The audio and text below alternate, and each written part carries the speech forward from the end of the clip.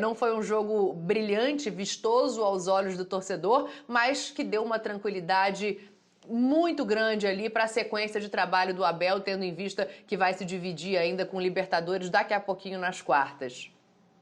Olá, olá Dani, olá Zupac, olá fãs de esporte.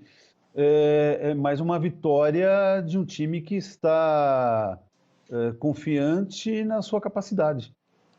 Não é um Palmeiras que esbanje espetáculo, e eu gostaria que ele esbanjasse, tem jogadores para isso, mas também não é um time feio, murrinha, aquele que o torcedor fica roendo as unhas, sofrendo. É um time seguro, seguro.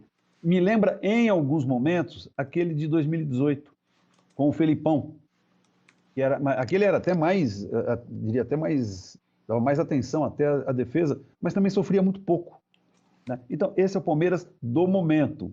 A gente sempre fala, né? É o melhor time da semana no Campeonato Brasileiro, porque está liderando, mas ainda é uma competição de fôlego, tem muita coisa para ocorrer, Sim. Vai ter uma oscilação, mas é ótimo, que bom, uma sequência dessa. Você ganha um jogo, pô, beleza. 2, coincidência. 3, boa fase. 4, que legal. 5, pô, peraí, algum valor tem. 6, pô, esse time aí vai brigar por alguma coisa. 7, e na sequência você fala, aí já não é mais apenas sorte, coincidência, felicidade, ajuda de juiz ou coisas do gênero, né? É competência.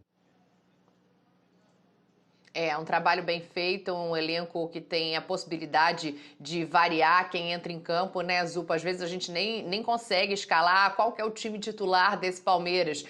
E tá conseguindo o que é mais importante nesse momento. Queria te dar boa noite para você falar do Palmeiras e já emendar um pouquinho de Fluminense também, que apesar de não ter vencido hoje, vendeu caro, né? É isso, Dani. Mais uma vez, ótima noite para você, para o Antero, para o Fã de Esportes. E a gente teve um jogo que não foi brilhante e não foi emocionante em termos de chances criadas, né? As duas equipes finalizaram pouco de maneira correta, né? Foi uma do Palmeiras e uma ou duas do Fluminense no gol do Everton. Mas foi um jogo onde as equipes trocaram ali momentos de dominância, né? Então foi um jogo equilibrado, foi um jogo interessante de se assistir. O Palmeiras abaixo do seu potencial máximo e o Fluminense, que teve uma boa atuação em movimentações, em marcação, em jogo pelos lados, mas pecou demais na hora que teve que definir a jogada. O Fluminense, em alguns momentos, chegou dentro da área do Palmeiras, mas na hora de concluir, ou pecou na conclusão, ou acertou a conclusão. Mas aí quem apareceu lá foi o Zé Rafael como um goleiro, como um gato, né, como diria o outro da emissora vizinha, e acabou impedindo o que seria o primeiro gol do Fluminense, que poderia ter mudado totalmente a ordem do jogo, né? Então, apesar de não termos tido atuações exemplares, foi um bom jogo para se assistir. Foi um jogo equilibrado em que o Palmeiras mostrou a sua competência, né? O Palmeiras é um time extremamente competente.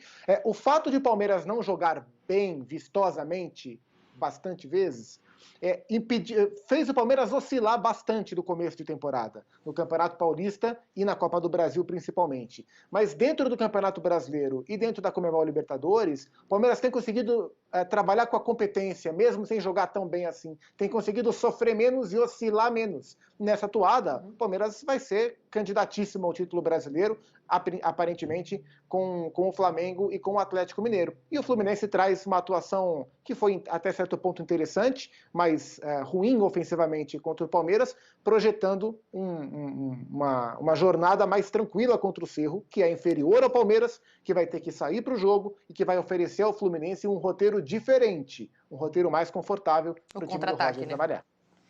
Dani, deixa a propósito de time paraguaio. Diga, Antarito, diga. Só a propósito de time paraguaio, a gente falou de Cerro, eu lembrei de Olímpia. Para quem nos acompanha, está nos acompanhando desde da outra hora, eu falei assim, que o Palmeiras passa, a gente olha, acompanhando a distância, claro, né, mas pela TV, percebe que é um time que não está se abalando quando um adversário pressiona. E você fala assim, pois vai sair alguma coisa interessante.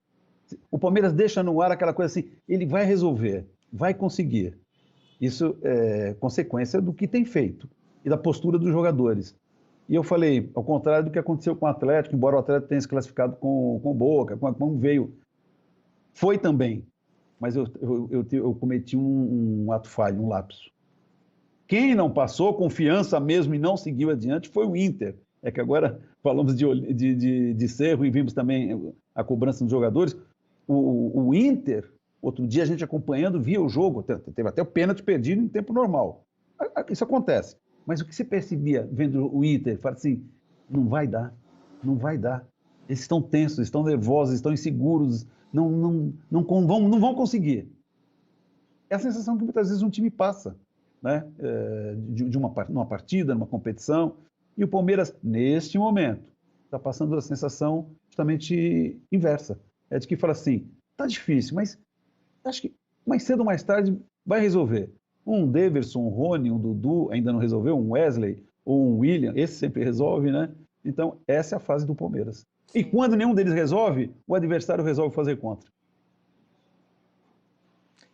Ou então o Zé Rafael vai lá também ajudar e tirar a bola embaixo da linha, né? A fila para pedir desculpa pro Zé Rafael, ela deve estar só aumentando. Eu tô só de olho aqui. Mas olha aqui. Eu nunca critiquei. Vamos fazer o seguinte...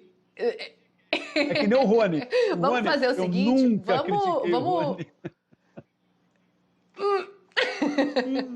Vamos ouvir o João Martins. O Abel hoje estava suspenso, né? E o João, depois da vitória, ele fala justamente sobre esse time confiável que o Antero coloca pra gente. Vamos ouvir o João. Sim, nós hoje não jogamos contra uma equipa qualquer. Uma equipa que está nos oitavas de final da Libertadores, tem tudo para se qualificar. É uma equipa com muita qualidade, bem treinada, com bons jogadores, e nós sabíamos que ia ser um jogo muito difícil, que tínhamos que estar na nossa melhor performance. Sabíamos muitas vezes que este cansaço físico influencia a mente, influencia muitas vezes a performance técnica, e sabíamos que tínhamos que estar nos limites das nossas capacidades, e muitas vezes isso faz com que os jogos não são todos iguais, os adversários não são iguais. Nós sabíamos que hoje não íamos criar, se calhar, um volume tão grande do que no último jogo, não por demérito nosso e não porque nós não quiséssemos, é porque o adversário também não nos deixa.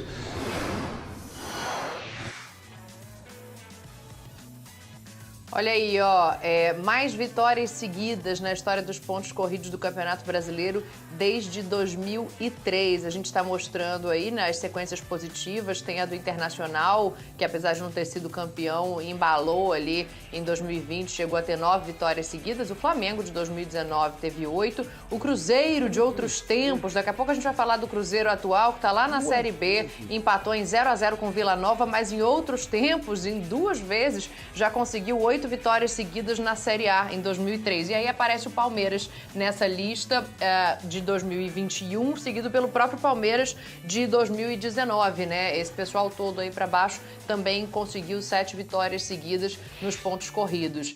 Eu acho que isso fala muito sobre o que você estava dizendo, né, Antero? Sim. Eu vi, legal, o Santos tem 3 vezes aparece o Santos em 3 competições aí com 7 vitórias. Mas o que me chamou a atenção é essa do Cruzeiro. Minha memória não é boa esse ponto não, né? E quer dizer, em 2003 era o Lucha o técnico, não era? 2003? Era. Era o Lucha. Duas sequências de 8 vitórias. Era 2003 o Alex estava lá jogando no Cruzeiro. Sim. Era destaque do Cruzeiro.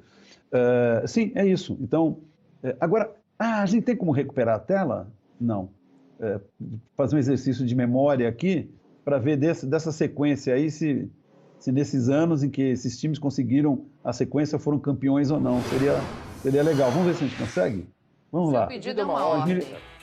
Bom, 2000 Internacional bateu na trave, né? 2019, sim, Flamengo campeão. 2003, Cruzeiro campeão, sim. 2021 em andamento.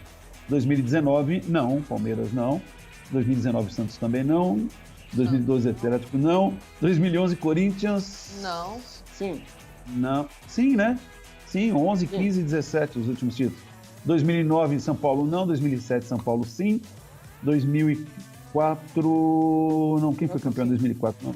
Santos sim. Isso é bem interessante. Acho que a metade dessa lista aí, de quem conseguiu uma sequência grande de vitórias, acabou também chegando ao título. Não, vale como curiosidade ou não, né? De repente mostra a regularidade, a força de quem, afinal de contas, chegou ao título. E é o que a gente tem visto neste momento com o Palmeiras.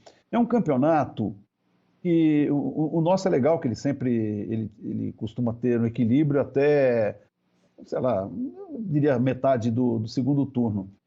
Neste ano aqui, a gente já vai vendo o panorama e se definindo né? O Palmeiras desgarrando, gente, não significa que o Palmeiras vai ser campeão. Essa coisa só falam em rede social brincando, né? Fulano, time ganhou uma, eu falo, vai ser campeão. Bom, mas a gente olhando assim, qual é a tendência nesse momento da briga pelo título? O Palmeiras, pelo elenco, forma de jogar, retrospecto no brasileiro nos últimos anos, o Atlético, o Flamengo também. Você fala, mas o Flamengo está longe, mas ainda tem jogos para disputar. E aí eu estou vendo, né, o espaço para duas belíssimas surpresas, Fortaleza e o Bragantino. O Bragantino que até investe mais, e o Fortaleza que vem já de algum tempo fazendo um trabalho bem interessante, obtendo resultados importantes. Atlético Paranaense o Atlético Paranaense também, embora ele esteja oscilando. Mas hoje eu vejo esse sexteto, como, sabe, desse sexteto, né, deve sair o campeão, deve sair também o vice-campeão. Pelo menos por enquanto, é essa a tendência, né?